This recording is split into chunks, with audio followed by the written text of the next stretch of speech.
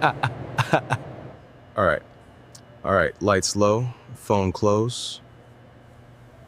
Here we go. रात के 2 बज रहे थे। समीर अपने नए अपार्टमेंट में अकेला था। शहर के शोर से दूर ये बिल्डिंग एकदम शांत थी, शायद जरूरत से ज्यादा शांत। समीर अपने लैपटॉप पर काम कर रहा था, तभी उसे महसूस हुआ कि कमरे का तापमान अचानक गिर गया है। उसने ध्यान नहीं दिया और अपनी कॉफी का घूंट भरा। तभी उसे किचन से किसी के चलने की आवाज आई, चप्पल की घिसटने वाली आवाज।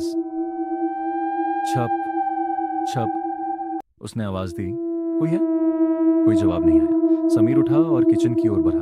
वहां कोई नहीं था, बस खिड़की खुली थी और पर्दा हवा में धीरे धीरे हिल रहा था। उसने राहत की सांस ली और खिड़की बंद करने के लिए हाथ बढ़ाया।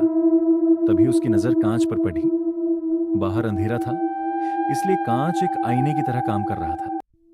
आईने में समीर को अपनी परछाई साफ दिख रही थी, लेकिन उसके ठीक पीछे एक और धुंधली आकृति खदी थी। वह एक औरत थी जिसके बाल उसके चेहरे पर बिखरे हुए थे और उसका शरीर अजीब तरह से मुद्दा हुआ था। समीर का दिल तेजी से धड़कने लगा। उसने हिम्मत जुटाई और झटके से पीछे मुड़ा।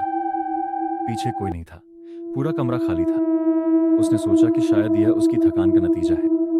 वह वापस अपने कमरे की ओर मुड़ा, लेकिन जैसे ही उसने पैर बढ़ाया, उसे अपने कान के पास एक ठंडी सांस महसूस हुई और एक फटी हुई आवाज में किसी ने फुसफुसाया, मुड़कर क्यों देख रहे हो?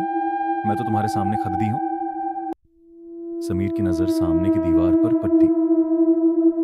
उसकी अपनी परछाई गायब थी और दीवार पर केवल उस डरावनी औरत की परछाई हाथ फैलाए उसकी ओर बरख रही थी।